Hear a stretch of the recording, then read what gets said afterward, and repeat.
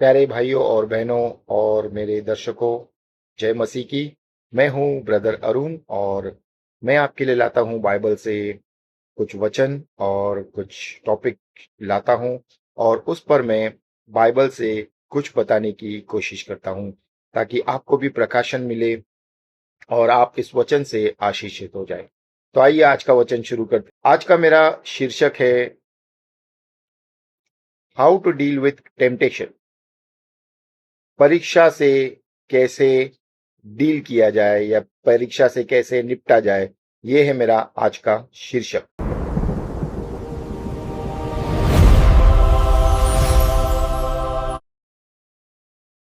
तो आइए देखते हैं टेम्पटेशन का मतलब क्या है। परीक्षा, इसका एक्चुअल में हिंदी में अनुवाद जब हम टेम्पटेशन का करते हैं तो उसका अनुवाद है प्रलोभन। परीक्षा तो टेस्ट है, पर टेम्पटेशन का असली में उसका जो जब हिंदी में हम अनुवाद करते हैं प्रलोभन।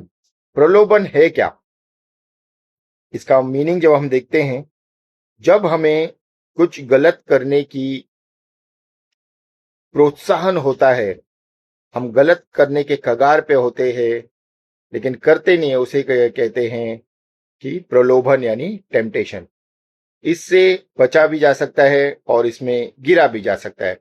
जब हम टेम्पटेशन में गिर जाते हैं तो हम पाप में गिर जाते हैं, और जब हम टेम्पटेशन से बच जाते हैं तो हम पाप में नहीं गिरते और परमेश्वर की आज्ञा के अनुसार चलते हैं। तो हम देखेंगे कुछ बाइबल से।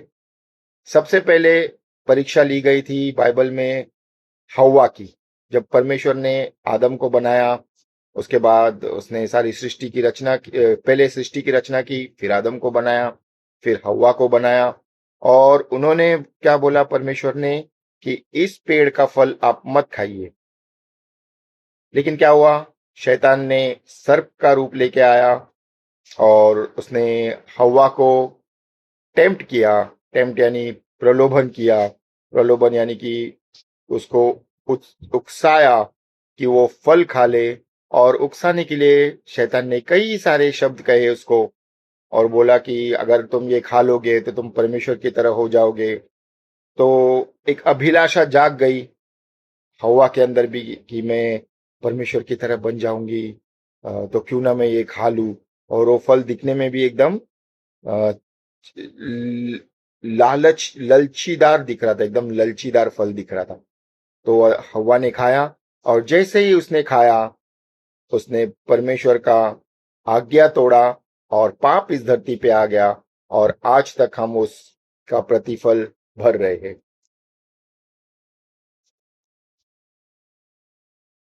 पुराने नियम में हम कई बार देखते हैं कि ये जो टेम्पटेशन है, दाऊद राजा भी टेम्प्ट हुए जब बत्शीबा नहा रही थी और ये अपने आंगन बैल्कनी से देख रहे थे। दाऊद राजा भी टेम्प्ट हुए और वो टेम्पटेशन में गिर गए।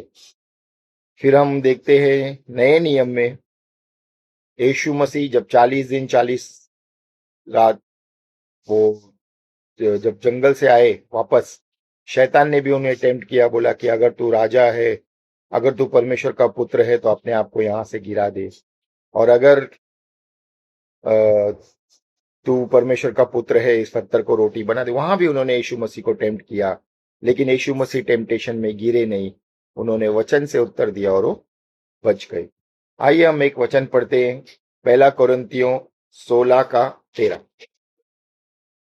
तो अगर आपके पास बाइबल है तो आप रेफर कर सकते हैं, या तो आप लिख के रख सकते हैं और बाद में रेफर कर सकते हैं। तो मैं पढ़ रहा हूं पहली कोरिन्थियों उसका 16वां अध्याय और वचन 13। जागते रहो, विश्वास में स्थिर रहो, पुरुष पाठ करो, बलवंत हो जाओ, जो कुछ करते हो प्रेम से करो। तो एक और हम वचन पढ़ेंगे, याकूब का 1:13 से 15। एक बात जान लो कि परमेश्वर हमें कभी परीक्षा में नहीं डालता है। इसके लिए हम एक वचन पढ़ेंगे, परमेश्वर हमें कभी परीक्षा में नहीं डालता है। तो हम पढ़ेंगे याकूब का पहला अध्याय 13 और से 15 तक। याकूब का पहला अध्याय पढ़ेंगे हम। और उसका 13 से 15 पढ़ेंगे। जब किसी की परीक्षा हो तो वह यह न कहे कि मेरी परीक्षा परमेश्वर की ओर से होती है, क्योंकि न तो बुरी बातों से परमेश्वर की परीक्षा हो सकती है और न वह किसी की परीक्षा आप करता है, परंतु प्रत्येक व्यक्ति अपने ही अभिलाषा से खिंचकर और फंसकर परीक्षा में पड़ता है।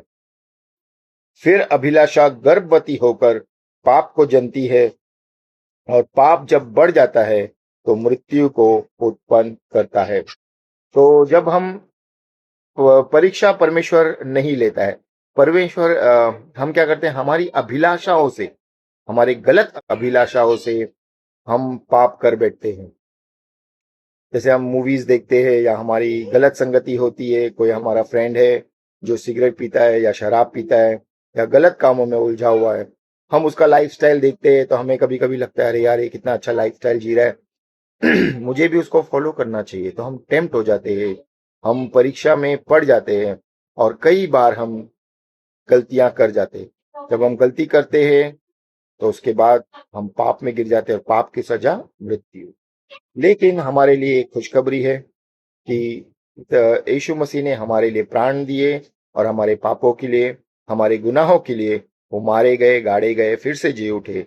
तो जब हम यीशु मसीह के पास आते हैं और हमारे पाप का क्षमा मांगते हैं तो हमें क्षमा मिलती है। आइए हम थोड़ा और आगे देखेंगे। अभी तक हमने देखा कि ये अभिलाषाएं क्या क्या होती है। हमारी कई सारी अभिलाषाएं होती है। तो जब हम अभिलाषा से मुंह फेर लेते हैं, यानी कि हम पाप से मुंह फेर लेते हैं, और जब पवित्र आत्मा हमारे अंदर है वो हमें बोलता भी है कि ये मत कर, ये रास्ते पे मत जा। अगर टीवी में कुछ गलत चल रहा है और हमारे अंदर से वो आता है कि इसे मत देख, जब हम नहीं देखते तो हम परमेश्वर की ओर अपना मुख करते हैं, लेकिन जब हम उसे देख लेते हैं तो हम पाप में गिर जाते हैं। इसे टेम्पटेशन को ओवरकम करने के लिए, यानी कि इसे पार करने के लिए हमें क्या करना चाहिए, आइए हम देखते हैं। लूका रचित सुसमाचार उसका 22वां अध्याय और वचन 40 हम देखेंगे। 22वां अध्याय और उसका 40वां वचन ये कहता है कि उस जगह पहुंचकर उसने उससे कहा, प्रार्थना करो कि तुम परीक्षा में ना पड़ो। तो परीक्षा में ना पड़ने के लिए हमें क्या करना चाहिए, प्रार्थना करना चाहिए। हमें यीशु मसीह ने भी, जो हम पिता की प्रार्थना करते हैं उसमें एक शब्द है, हे पिता मुझे परीक्षा से बचा। तो प्रार्थना करना चाहिए कि हे पिता मुझे परीक्षा से बचा, परीक्षा में न पढ़ने दे, और जब परीक्षा आए तो मुझे उससे संभाल। दूसरा हमें क्या करना चाहिए, दूसरा तिमोथी 2:22 हम देखते हैं। दूसरा तिमोथी 2:22 हम देखते हैं। 22वां वचन ये कहता है, जवानी की अभिलाषाओं से भाग, और जो शुद्ध मन से प्रभु का नाम लेते हैं उनके साथ धर्म और विश्वास और प्रेम की मेल मिलाप का पीछा कर। क्या कहता है, जवानी की अभिलाषा से भाग जा, वो रुकना नहीं है तुझे। अगर हम बोलेंगे कि मैं आग में हाथ डालता हूं मेरा हाथ जलेगा नहीं, तो वो गलत है, तुम्हारा हाथ जल जाएगा। इसके लिए क्या करना चाहिए, भागना चाहिए।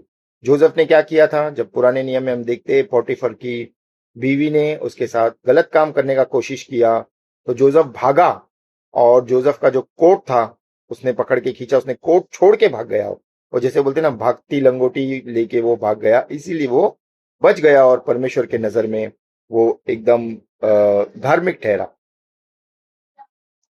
याकूब के 4:7 में लिखा है कि शैतान से दूर भागो तो वो तुम्हें नजदीक नहीं आएगा। शैतान से दूर रहो, शैतान के बारे में ज्यादा बातें मत करो, शैतान के बारे में सोचो मत, अपना ध्यान परमेश्वर पर लगाओ। और जैसे परमेश्वर कहता है, हमेशा हर चीजों में वो परीक्षा में यीशु मसीह पढ़े, और इससे ज्यादा किसी को परीक्षा नहीं होगी जितना यीशु मसीह ने इस धरती पर जब थे उन्होंने जो जो अनुभव किया, उससे ज्यादा हमें अनुभव नहीं होगा। इसके लिए उससे ज्यादा हमें परीक्षा भी आएगी नहीं। जितना सहन कर सकते हैं उतनी ही परीक्षा हमारे जीवन में आएगी। तो परीक्षा तो आएगी हमारे जीवन में, लेकिन हमें क्या करना है, परीक्षा से भाग जाना है और परमेश्वर से प्रार्थना करना है कि हम परीक्षा में ना गिरे। हालेलुया। तो आज का ये वचन से आप सब आशीषित हो। परमेश्वर आप सबको ब्लेस करे। आमीन।